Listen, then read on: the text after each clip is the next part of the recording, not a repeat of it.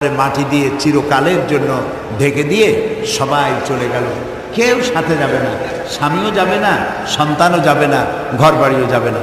এখন দুইজন ফেরেশতা আসবে, জিজ্ঞেস করবে মান রব্বুকা ওমা দীনুকা ওমান নবিয়ুকা, তোমার রবকে, তোমার দিনকে, তোমার নবীকে। যদি এই পুরুষ এবং নারী ঈমান নিয়ে যদি মারা যেয়ে থাকে, মৃত্যুর সময় যদি পড়ে থাকে লা ইলাহা ইল্লাল্লাহু মুহাম্মাদুর রাসূলুল্লাহ, সবাই পড়েন লা ইলাহা ইল্লাল্লাহু মুহাম্মাদুর রাসূলুল্লাহ। কালেমা পড়ে মওত হয়ে গেল। রাসূলুল্লাহ বলেছেন মৃত্যুর সময় কলেমা নিয়ে ঈমান নিয়ে মরতে পারলে জান্নাতে চলে যাবে। সুবহানাল্লাহ, আমরা বলি সুবহানাল্লাহ। তো এখন কালেমাটা উচ্চারণ করে মরতে পারে না, ঈমান নিয়ে মরতে পারে না। তো কবরে যাওয়ার সাথে সাথে যখন জিজ্ঞেস করবে মান রব্বুকা, তোমার রবকে, সে বলবে আমি জানি না, আমি জানি না আমার রবকে। ওমান নবিয়ুকা, তোমার নবীকে, বলবে যে আমি জানি না। তারপরে বলবে তোমার নবীকে, বলে চিনি না। এরপরে আযাব শুরু হয়ে যাবে। আর যদি ঈমান নিয়ে যদি মারা যায়, জিজ্ঞেস করবে মান রব্বুকা, তোমার রবকে, বলবে রব্বি আল্লাহ, আমার রব আল্লাহ। তাকে প্রশ্ন করা হবে ওমা দীনুকা, তোমার দিন কি? বলবে দীনুনাল ইসলাম, আমার দিন হলো ইসলাম। ওমান নবিয়ুকা, তোমার নবীকে, বলবে নবিয়ুনা মুহাম্মাদুর রাসূলুল্লাহ সাল্লাল্লাহু আলাইহি ওয়াসাল্লাম। সবাই বলেন সাল্লাল্লাহু আলাইহি ওয়াসাল্লাম। এরপরে রসুলকে দেখানো হবে, মা বোনেরা, কবরের ভিতরে রসুলকে দেখানো হবে। আর জিজ্ঞাসা করা হবে মা কুনতা তাকুলু ফি হাযার রাজুল, এই লোকটি সম্পর্কে তোমাদের ধারণা কি, তোমার ধারণা কি? বেঈমান বলবে আমি তো চিনি না উনি কে। আর ইমানদার বলবে ইনি তো আমার রাসূল মুহাম্মাদুর রাসূলুল্লাহ সাল্লাল্লাহু আলাইহি ওয়াসাল্লাম। আল্লাহ রাব্বুল আলামিন কবরবাসীর জন্য গায়েব থেকে আওয়াজ দেওয়া হবে, আল্লাহর পক্ষ থেকে বলা হবে ফাফরিসু বিল জান্নাহ ওয়ালবিসু বিল জান্নাহ, ও আমার ফেরেশতারা, আমার এই কবরওয়ালার জন্য, এই বান্দা বা বান্দির জন্য জান্নাতের পোশাক পরায় দাও আর জান্নাতের বিছানা বিছায়া দাও। সুবহানাল্লাহ। আর বলা হবে আমার এই বান্দা বান্দি চোখ যদ্দূর যায়, ইলা মাদ্দা বাসারিহি, যদ্দূর চোখ যায় তদ্দূর এই কবরটাকে প্রশস্ত করে দাও। তারপর বলা হবে নম কানাউল আরুস, দুলামিয়া যেমন বাসর সজ্জায় আরামে ঘুমায় যায়, তুমিও সেভাবে ঘুমায় যাও ইলা ইয়াউমিল কিয়ামা, কিয়ামত পর্যন্ত ঘুমায় যাও। সুবহানাল্লাহ। মা বোনেরা, এই মৃত্যু যেন ঈমানের মওত হয়, সেজন্য আপনাদেরকে দিন ও ঈমানের উপরে চলতে হবে। আর মনে রাখতে হবে মেয়ে লোকদেরকে আল্লাহ বেশি ফ্যাসিলিটি দিয়েছেন। মেয়ে লোকদেরকে এই যে নারী নীতিমালা, কেয়ারটেকারের আমলে একটা নারী নীতিমালা বাইর হয়েছিল, আমরা এটার বিরোধিতা করেছি। নীতিমালা তো ওরা বানাইতে কিনা, নীতিমালা তো কোরআন শরীফে আল্লাহ দিয়ে দিয়েছেন। আল্লাহ তো এমন কিছু নাই যা কোরআনে বলেন নে। মেয়ে লোকে কি পাবে, তার অধিকার কতটুকু, সব কোরআন শরীফে বলা হয়েছে। কোরআনের নীতিটাই মুসলমানদের জন্য জরুরি। সুবহানাল্লাহ। সেই জন্য মা বোনেরা, মহিলারা যখন গর্ভবতী হয়, যখন স্বামী কর্তৃক গর্ভবতী হলো, পেটের ভিতরে সন্তান আসছে, তখন তার শরীরের কিছুটা পরিবর্তন আসে, মুখে রুচি থাকে না। এই যে মুখে রুচি নাই, খাইতে পারে না, যতদিন পর্যন্ত খেতে পারে না, মুখে রুচি নাই, ততদিন পর্যন্ত ইবাদত করলে, রোজা রাখলে পরে যত সওয়াব হতো, আল্লাহ রাব্বুল আলামিন এই সওয়াব ওই মায়ের আমলনামায় লিখে দেন। এরপরে বাচ্চা পেটের মধ্যে নড়াচড়া করে, মা ঘুমাতে পারে না, মা ঘুমাতে পারে না, যতদিন পর্যন্ত এই অবস্থা থাকে, রাত জেগে জেগে ইবাদত করলে যত সওয়াব হতো, সমস্ত সওয়াব আল্লাহ তাআলা আমলনামায় লিখে দিবেন। মায়ের দাম কত বেশি, আপনার দাম। আপনি মেয়ে লোক, আপনার মসজিদে যাওয়া বাধ্যতামূলক নয়, পুরুষের জন্য ওয়াজিব।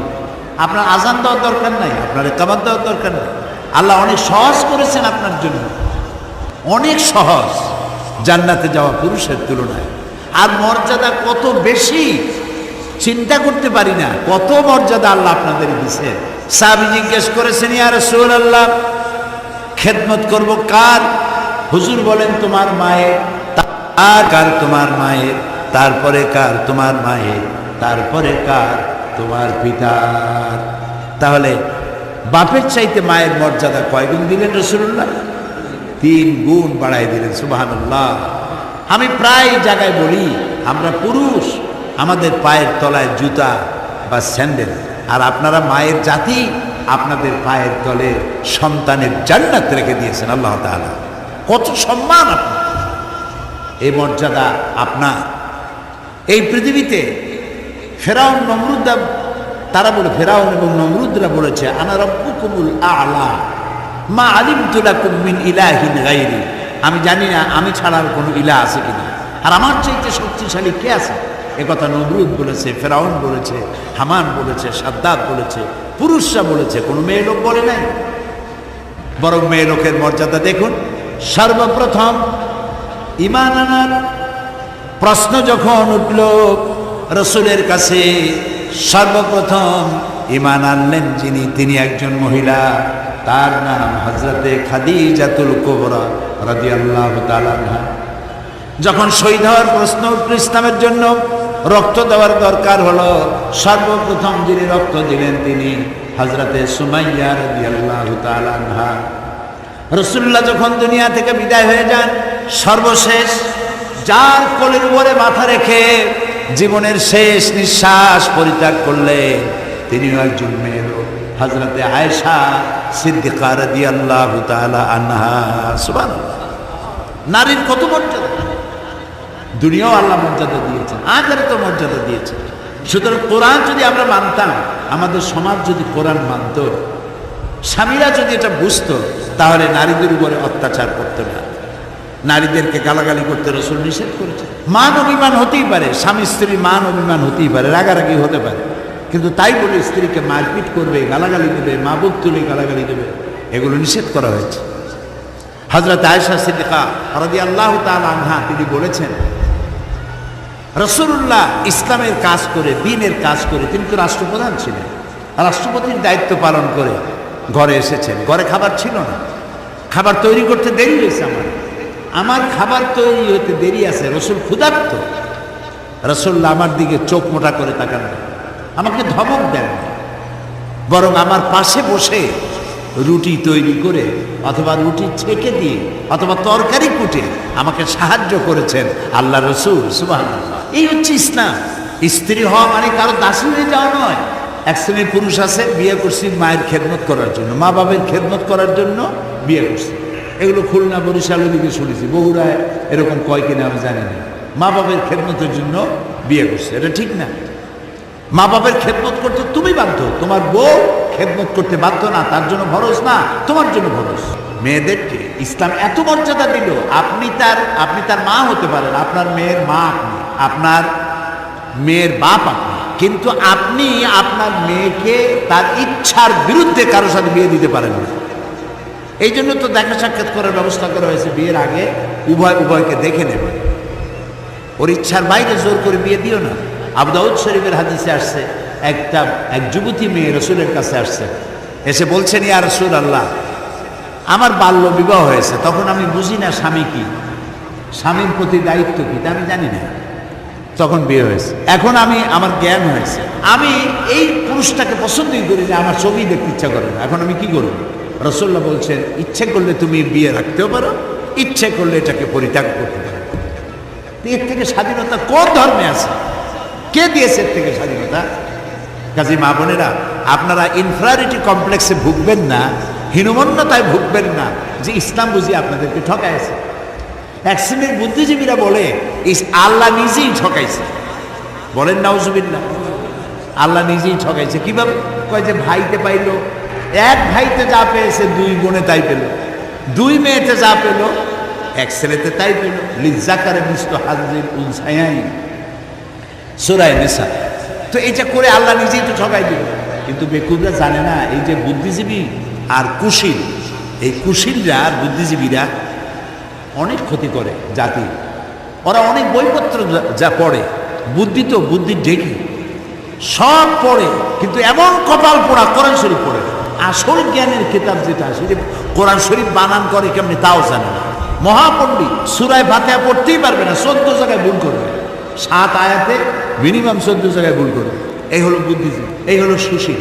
তো কোরআন পড়ে নাই বলে কপাল পোড়া, কোরআন বোঝে না, সব পড়ে কোরআন পড়ে।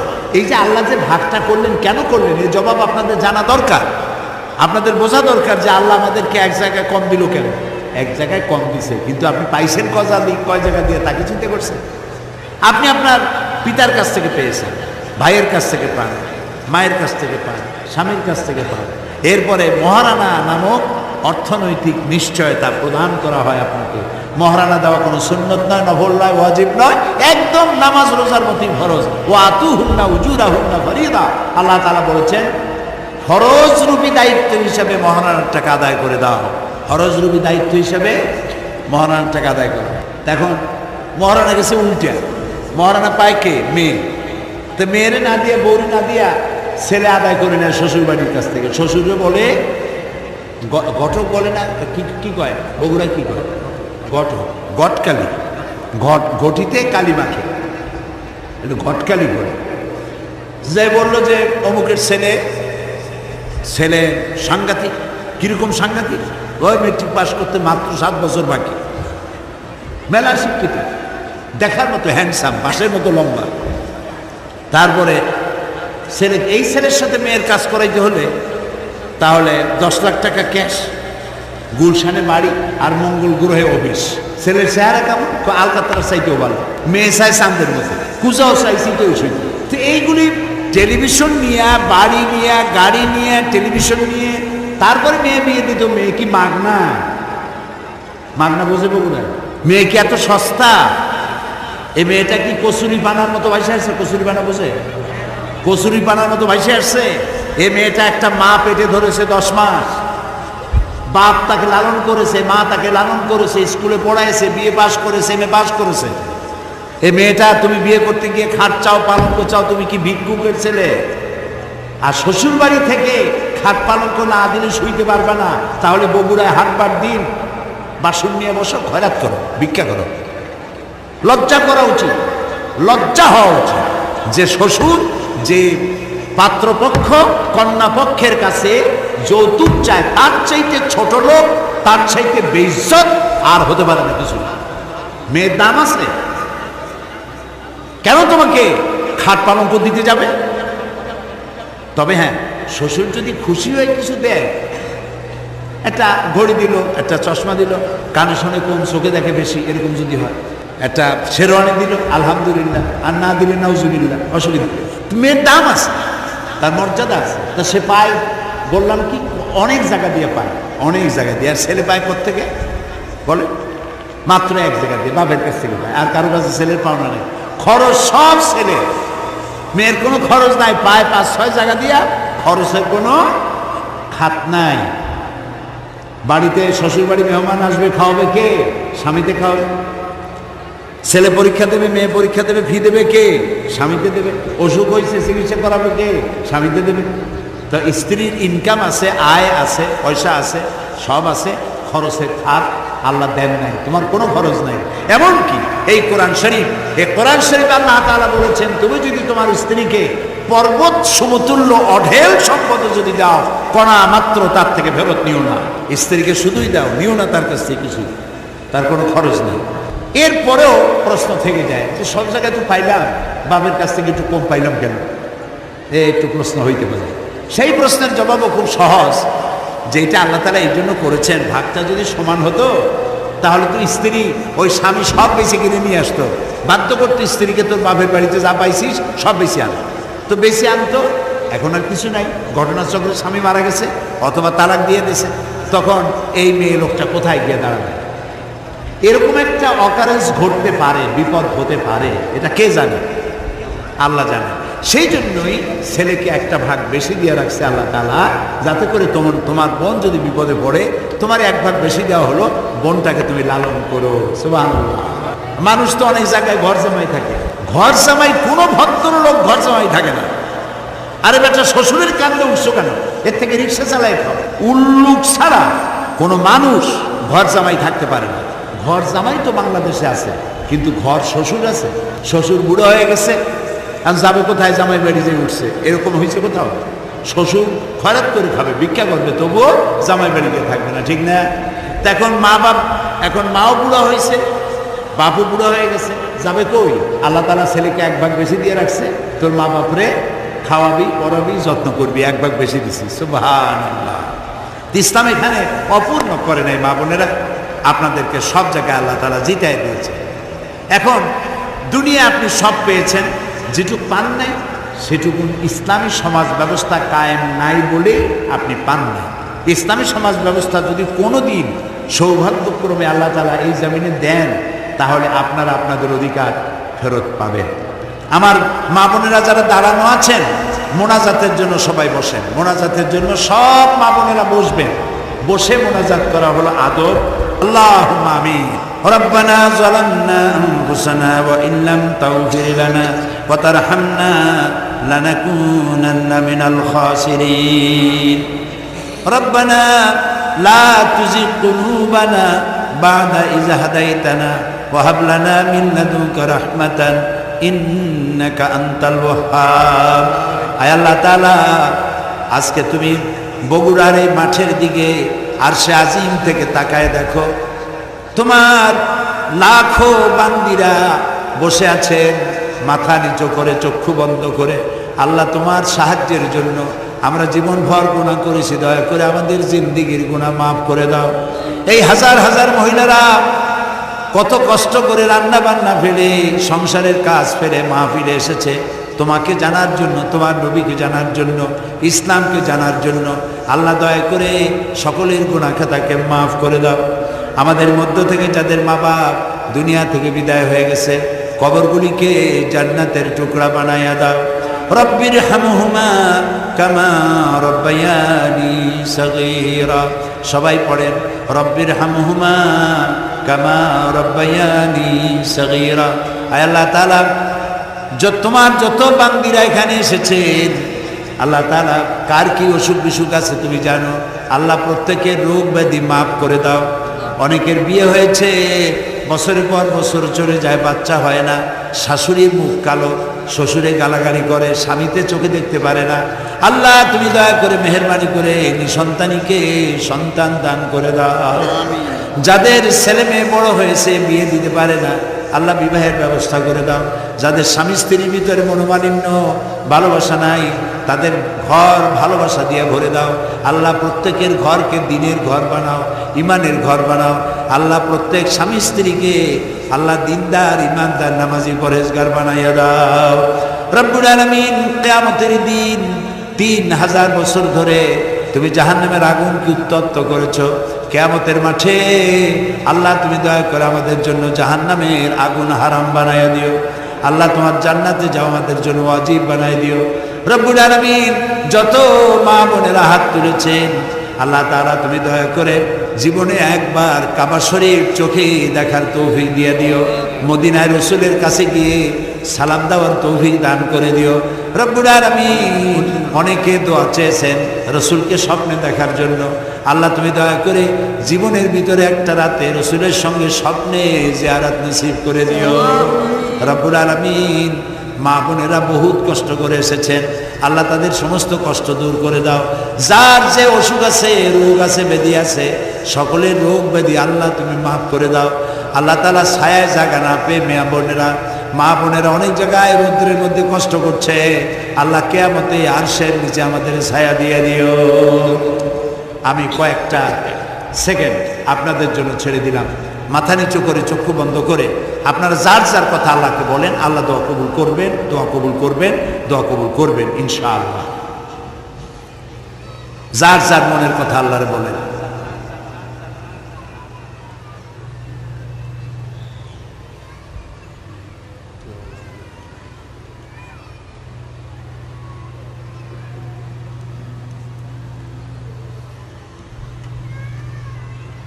আয় আল্লাহ, তুমি আলিমুন বিজাতিস সুদূর, অন্তর্যামী। মনে কে কি বলে, পিঁপড়ার পেটের ব্যথাও তুমি বোঝো। আমরা তোমার আশরাফুল মাখলুকাত, সৃষ্টির সেরা বান্দা বান্দিরা, যদিও গুনাহ করে আমল বরবাদ করেছি, আমরা আমাদের রবের কাছে হাত তুলেছি। যার যে মনে কষ্ট আছে, যে যা চাইলো বৈধভাবে, আল্লাহ সকলকে তুমি দান করে দাও। সমস্ত মা বোনদেরকে পর্দায় থাকার তৌফিক দাও। আল্লাহ তাআলা সমস্ত নাফরমানি থেকে, গুনাহ থেকে বাঁচার তৌফিক দাও। এই মাহফিলকে তুমি কবুল করো আল্লাহ তাআলা। বাকি আরো একদিনের মাহফিল আছে, তোমার কুদরতি নিজাম দিয়ে মাহফিলটা পরিচালিত করে দিও আল্লাহ তাআলা। যতগুলি মাহফিল আছে নির্বাধায়, নির্দ্বিধায়, নির্বিবাদে সমস্ত কোরআনের বিশাল বিশাল মাহফিলগুলিকে তুমি কামিয়াব করে দিও এবং কোরআনের বরকতে আমাদেরকে তুমি হেদায়েত নসিব করে দিও। ربنا تقبل منا إنك أنت السميع العليم وتب علينا إنك أنت التواب الرحيم سبحان ربك رب العزة عما يصفون وسلام على المرسلين والحمد لله